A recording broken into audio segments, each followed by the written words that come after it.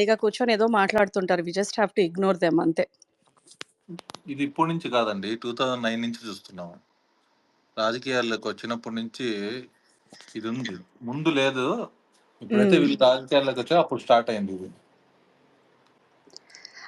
అంటే అలానే కాదు. ఎందుకంటే వాళ్ళకి ఒక అంటే ఇప్పుడు 'చిరంజీవి' గారిని కానీ 'మెగా ఫ్యామిలీ' అంటే వీళ్ళెవరినైనా వేలెత్తి చూపియడానికి ఒక సాలిడ్ రీజన్ ఏముంటుంది చెప్పండి? ఏమీ ఉండదు. అందుకనే they try to find this silly reasons. And అది తీసుకొచ్చి ఊరికే they just try to magnify on the social media.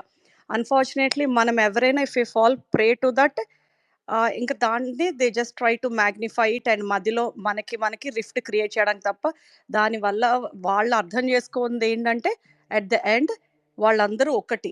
It is what 'Chiranjeevi' గారి greatest achievement to keep everyone under one single roof. ఇంకా ఏ ఫ్యామిలీ 'లార్డ్ శివ' గారు even 'మంచు' family కూడా లేదండి. Like no one even comes close to that. మా so family కూడా లేదండి. మంచి ఫ్యామిలీ వరకు ఎందుకు? యాహ్! నో మా మా అదేనండి. యాహ్! నార్మల్‌గా మిడిల్ క్లాస్ ఫ్యామిలీస్ మా ఫ్యామిలీలో కూడా కలిసి ఉండడం అనేది లేదు చాలా మంది. అవును. ఇంకా అదే. వాళ్ళంతా అచీవ్ చేసినాక కలిసి ఉండడం అంటే గొప్ప విషయం. No exactly. చాలా చెప్పారు. ఎవ్వరు అంటే ఈగో ప్రాబ్లమ్స్ అవ్వనివ్వండి, ఏదో ఒకటి we try to find excuses.